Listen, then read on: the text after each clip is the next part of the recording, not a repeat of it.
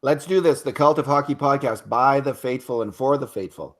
I'm David Staples of the Edmonton Journal, and I'm here today with Bruce McCurdy. Welcome, Bruce. Hey, David.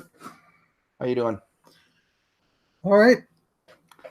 I'm good too. I'm working on a bit of a cold, so if you hear me clearing my throat incessantly, it's because we don't have a cough button. You know that button you can push to. I think they have that on broadcast. If you go down to Chad, you have a little button you can push. Right. Although I don't know if they have that actually. Maybe they don't. Anyway, Bruce, we're assessing each Oilers player. Today we're going to assess three at once. Three UFA and RFA. UFAs, three UFAs. Okay. Ty Rattie, Alex Chiasson, and Tobias Rieder. Mm-hmm. And we're going to do a keep, hold, or fold assessment on what the Oilers should do with each of these three players. So, Bruce, let's start it off with, let's go in kind of reverse order from least interesting maybe to most interesting. And it's kind of Ty Rattie and Tobias Rieder are kind of tied for least interesting, with Chiasson being the most interesting question. But let's start with Tobias Rieder. Keep, hold, or fold? What would you do with him? To me, he's an obvious fold because the chairman of the board there, Mr. Bob Nicholson, has already pronounced that he won't be back with the Edmonton Oilers next year. Now, of course, a few things have happened between then and now, not least of which is that Dave Tippett, his former coach with the Arizona Coyotes for a number of years, has just signed on to coach the Oilers, and he may well have a very different opinion of Toby Rieder than does Mr. Nicholson. But I think given his complete lack of results last year, 0 goals, hard to believe. He scored 0 goals in an entire NHL season. Playing with Leon Draisaitl a good chunk of time. He played on a line with Chiasson and Draisaitl a fair bit, and he played with Chiasson quite a lot. But for whatever reason, the former Oilers draft choice never did find his way when he finally showed up wearing an Oilers sweater, and after 4 seasons of double-digit goals, 12 to 16 goals every season before that, he went to 0. And he actually set an NHL record last year for the modern era when they've been keeping track of shots on goal. He now is number 1 on the all-time list of shots by a forward without a goal. He shot 92 times last year, and none of them went in, for 0.0% save percentage. Did I mention he never scored a goal all year? What did you think of his PK work and his defensive work, Bruce? I didn't hate it. I thought, he was a depth player with no scoring touch, but he could skate a little bit. He had a real funny, kind of hunched over skating style where his head was about 3 feet off the ice all the time. But he could generate some real speed with it. But one complaint that I noticed from the people who like their hockey gritty, and that I found myself in agreement with more often than not, was that he really didn't like to go into the blue paint and hang around, where sometimes the fat rebounds pop out for the tap-ins and stuff. He was much more of a perimeter player than really you would hope for in a bottom 6 role. I'm just trying to find out how many scoring chance shots that he had this past year. And my computer is kind of working really slowly on this for some reason. Bruce, I liked him for the first couple months. He seemed to hustle hard. He had some speed. He was not a defensive liability in any obvious way. He seemed like a pretty sound defensive player. He seemed okay when he was on the PK. But he just had no jam on the attack. His shot was weak. It's not like he just didn't score. He was never in danger of scoring. With better puck luck, he might have scored 4 or 5 goals. He might have got lucky and scored that many. But he just seemed to shoot the puck right into the goalie when he had a good chance. He took the puck to the net a handful of times, but what an ineffectual offensive hockey player he was. He just had no game on the attack. And I don't know why that is. I mean, I heard Ray Ferraro talking during the season. He'd seen Rieder in the playoffs with Los Angeles. And Ferraro's assessment is this guy has no game at the NHL level anymore. And Ray said that about halfway through the season, and it sure rang true. I mean, it just this seems like another failure in pro scouting, and I see no reason to come back to this player. Right. So he's a definite fold. I mean, there's some people who would say, well, maybe I don't know, does he have some kind of good Corsi number or something that gives some people hope? Because I don't see what it is. Like, it must be some stat that's maybe it's because he played for Tippett in the past and did well under Tippett. But that was the argument to sign him after he'd had a right, week. of course. That was the argument. This guy was a 15 goal scorer and had a down year, so you give him a chance. Well, he had that chance, and he's a definite. He got hot early. He had a run where he had 7 assists in 6 games, which sounds pretty good, right? But then at the end of the season, he had 11 assists, and I think it was 60 games, 67 games, in fact. So that means he had 4 assists in his other 61 games, other than that one little hot streak.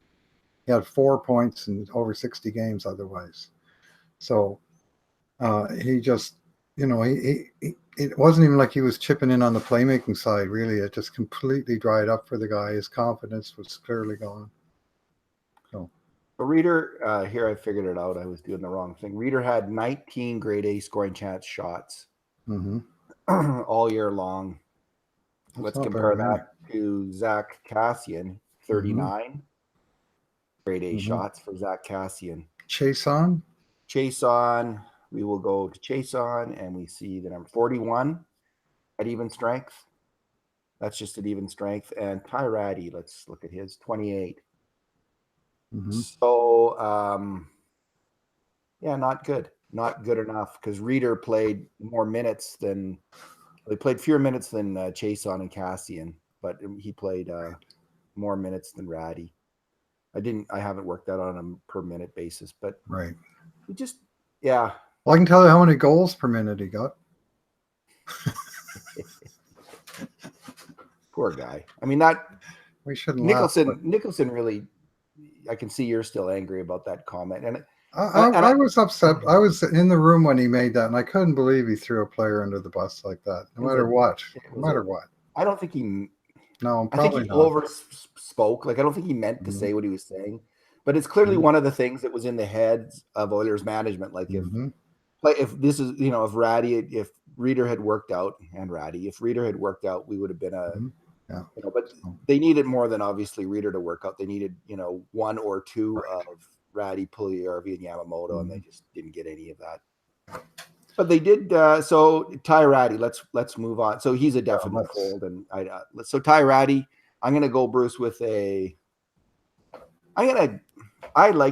still like Ty Rattie. I don't think he's gonna be around. I don't think he's got the speed to fit in on the team. But I don't mind his game, and as a bottom line, third line, fourth line guy, I didn't mind Ty Rattie. He didn't come through on the first line like we had all hoped. Didn't come close to doing that, and but his scoring chances plus minus on grade A chances, Bruce, was for a winger who played more than 400 minutes, which is kind of a qualifying number. Like, he had the best number on the team.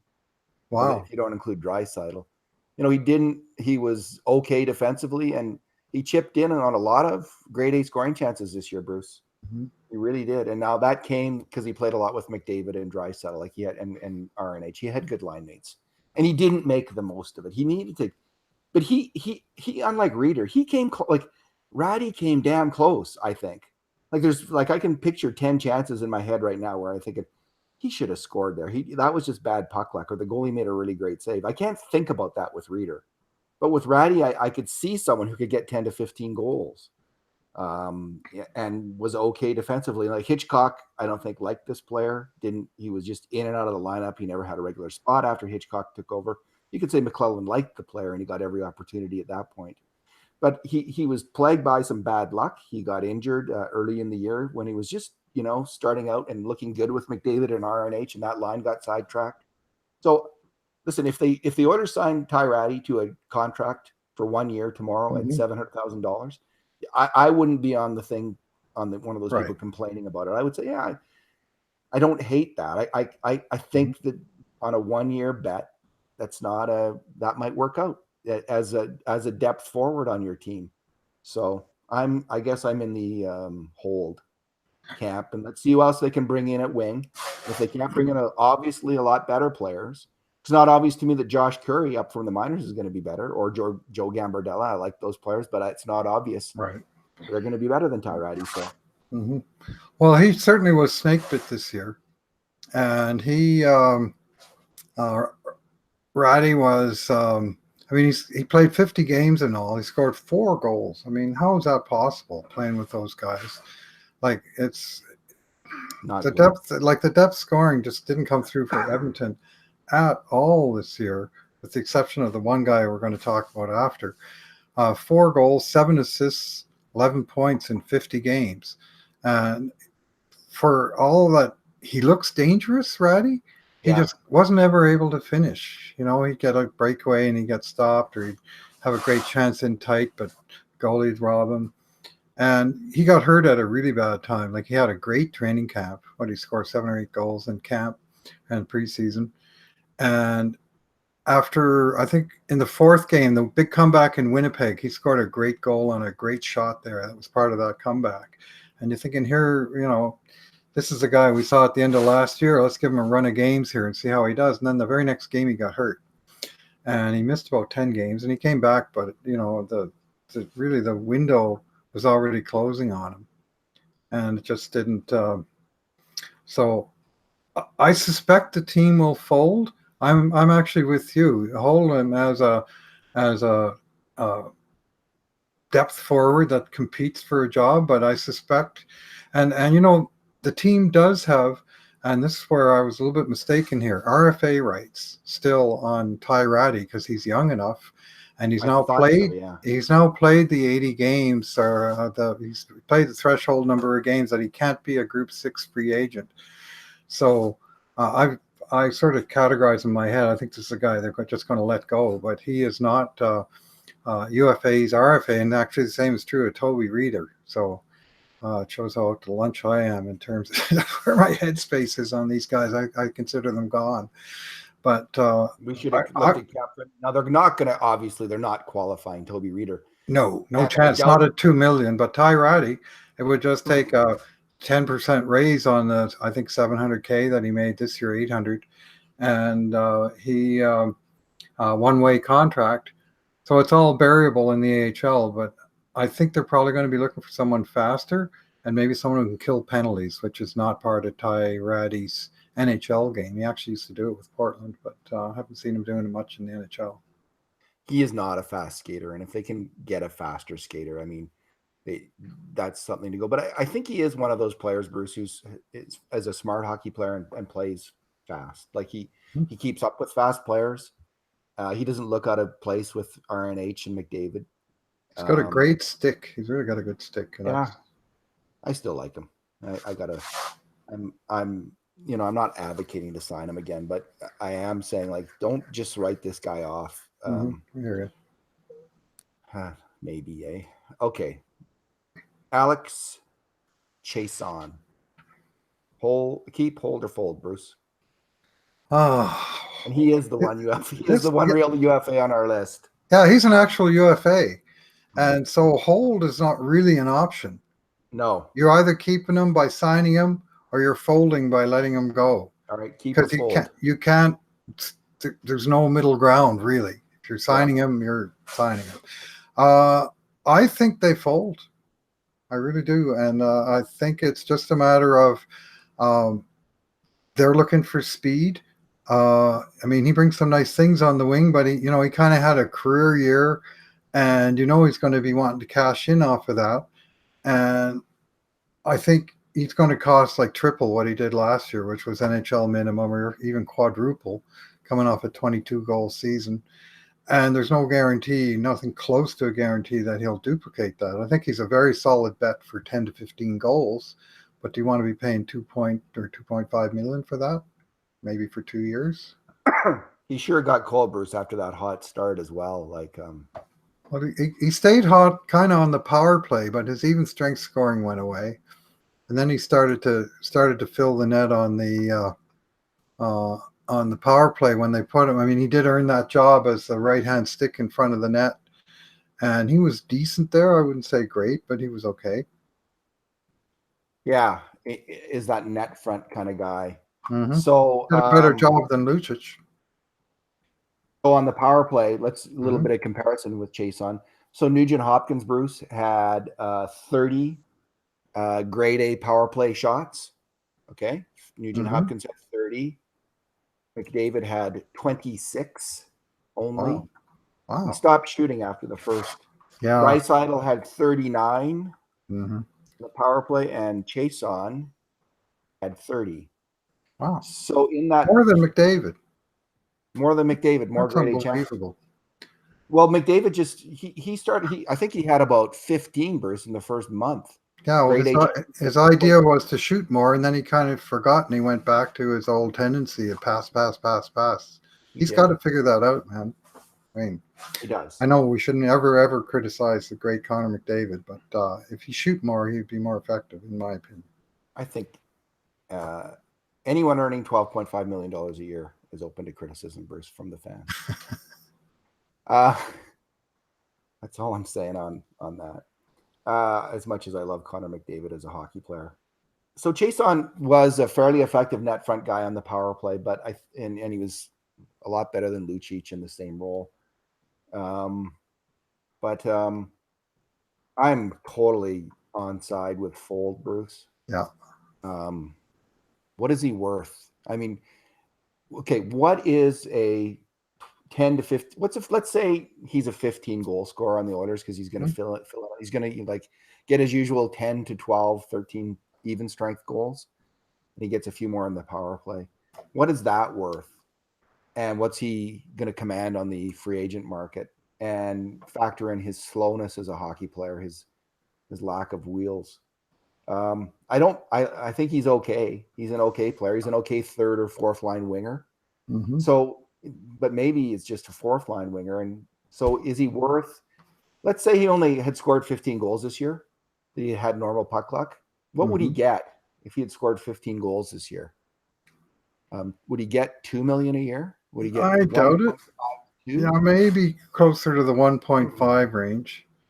And to me, that's kind of where I would value the player, and I just think he's going to be looking for more. And and he's got a lot in his favor. He's coming off a big year. He's mid-career. He's 28 years old. 6'4", 29 in October. 208 pounds, 6'4", lots of experience. He was on a Stanley Cup winning team. He's got lots of little boxes with check marks in them for the free agent market. He can kill penalties, or he does kill penalties. I didn't think he was that effective at it. But there's a fair amount of breadth to his game.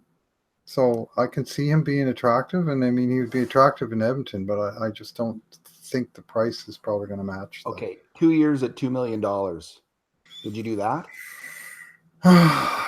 Think about that as an outer marker. I certainly wouldn't want to go above that. I'd rather do 1 year. I think that's about the minimum. Yeah, that's the thing. Is he as good as Patrick Maroon, for instance? Like Maroon, what did Maroon get? 1.7, I think? Yeah, 1.75, I think, with St. Louis. And Chiasson had a better year than Maroon, but to my mind, Maroon is the better player. To my mind, Patrick Maroon is the better player as well. He's a better two-way hockey player than he can get more done in the offensive end. Chiasson has a really good shot, and he's really good in front of the net. Like he's got a couple kind of, and I don't even want to he had a good shot for about a 2-month period there, right? Like he really got off a lot of shots, and they were going in the net. But he's got a good shot, okay shot. But he is pretty good in front of the net. But I think Maroon's a better player as well, and Maroon struggled to get that contract. Mm-hmm. That would be a great if Oilers could get him on a 1 year, $1.7 million contract. Oh, sure. Yeah, then you do it, right? Anything 1 year, if they can sign him on a 1 year deal. But Chiasson, I mean, He's I'm going to just. get a raise. He deserves a raise. I'm not trying to say that the guy he's a $700,000 Well, he player made forever. 660,000, Yeah, 650,000 NHL last year. minimum. So he's made, and I don't blame Chiasson at all for seeing what the market's going to give him. He made, it says here, estimated career earnings of 5.2 million. So he's made a lot of money playing NHL, but he's been in the NHL a lot. Like he's been in the NHL earning the minimum all those years. So you could see him thinking like, this is my one shot. Like I could get a Yeah. 3-year, I could get a 3-year deal, maybe at night, like 3 million per from some team, maybe even more if some team's really crazy out there. And I don't get the sense the Oilers are going to be that crazy team. I think I heard Bob Stauffer talk about, raise the question. The Oilers could have Jujhar, Khaira, or Alex Chiasson on the team. Who would you pick? Mm-hmm. I think he put that out there, like and I always feel like he's mirroring sometimes the thinking of someone that he's talked to in Oilers management, and kind of setting the table for what might be to come. And so, I would rather have Alex Chiasson than Jujhar Khaira right now. Well, yeah, I think for next year, but I don't mind. Jujhar Khaira, he kind of had a down year, but he's a kind of a 12-goal scorer too, and he's going to be a lot cheaper as that kind of player than Chiasson. So, yeah, I'm definitely in the. Maybe we're both in the hold camp though, if we're completely honest. Maybe this is kind of a hold where you're certainly willing to have him back, but at the right price, Right. and you Okay. hold, If you want to put it that way, and you put the hold ball until in his camp and see what the ask is.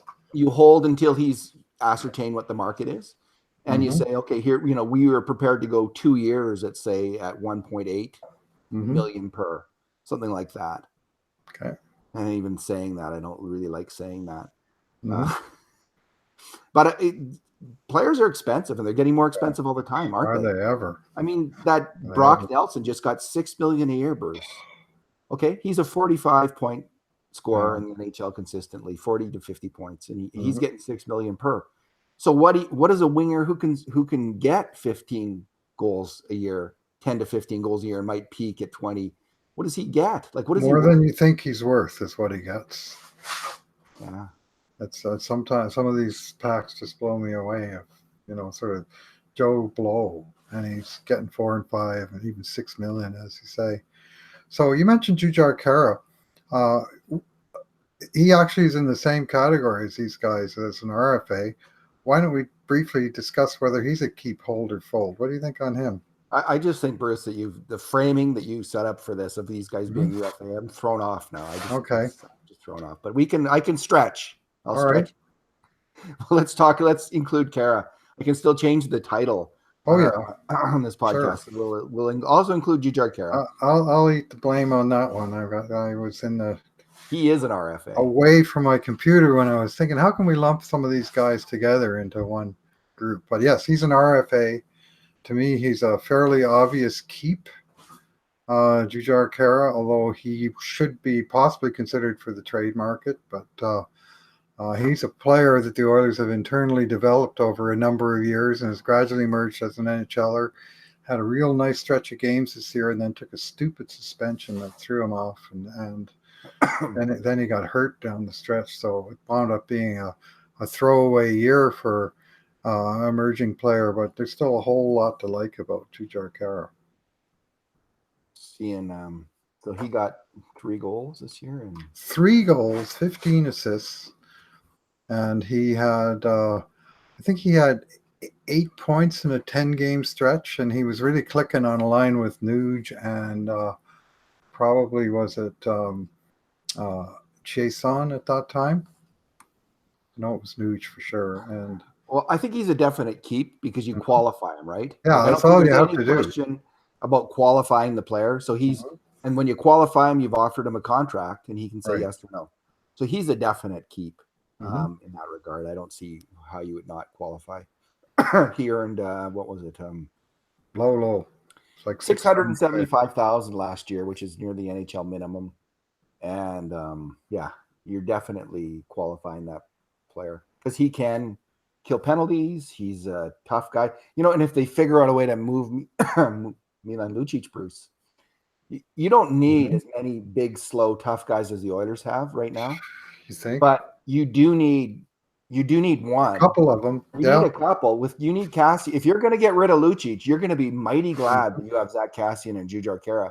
And if you can't afford to keep Zach Cassian a year from now, which is a real possibility, then you're going to really be glad that you have Jujhar Khaira and Darnell Nurse on your team, because at least you got a couple big guys who will go to bat for their teammates, and you need those players still. And I don't think you need 3 or 4 of them like the Oilers had last year, like in your forwards. That's overkill. And God, if they can move Lucic, Ken Holland's name will be dancing in the rooftops and singing in the streets and shouting out his name, and that'll be a big moment. But we'll also have Jujhar Khaira thinking, yeah, we don't have that specter looming over the team of Connor McDavid getting hurt and everyone feeling sick to their stomach because there wasn't that tough guy on the roster who, in theory, or maybe probably provides that deterrent. The jury's out on that connection, but the odd thing was that when McDavid did get hurt last year, it was in a game that Lucic didn't dress. But that was just an odd little thing. I don't necessarily buy the connection, but I do absolutely 100% buy that you need to have some guys in your lineup that can stand up and be counted and will have their teammates back. I think that makes your whole team stronger. Hockey has always been like that, and it's diminishing, but it's not gone, and it's never going to be gone, I don't think. Or at such point as it's gone, we might as well change the name from hockey to something else, because it's just so central to the game, the factor of physical play, intimidation factor, teams banding together, and going to bat for one another. And Khaira has shown that in spades. If one of his teammates gets wronged when he's on the ice, he's going to be front and center trying to set it right. He's shown himself he can be a fourth line winger or center in the NHL, and the Oilers can use that player. He's an average NHL skater, probably at best, but I think he's faster. He's more agile and faster than Lucic, probably. Maybe more agile, maybe not faster. Lucic, when he gets going in a straight line. Of course, Cassian's a really good skater, but if Chiasson has a year where he gets 20 goals, he's going to be really hard to sign. It's going to be expensive, Yeah, he's going to be very expensive. So we'll see what happens there. Yeah, so I'm in the keep camp. Bingo. Me too. With Jujhar Khaira. All right, Bruce. Let's leave it there. All right. Sorry for the mix-up, but whatever. We'll work our way through all this stuff. It's not an exact science. Thanks for listening, everyone. Thanks for being here, Bruce. And in the meantime, and in between times, this has been another edition of the Cult of Hockey podcast.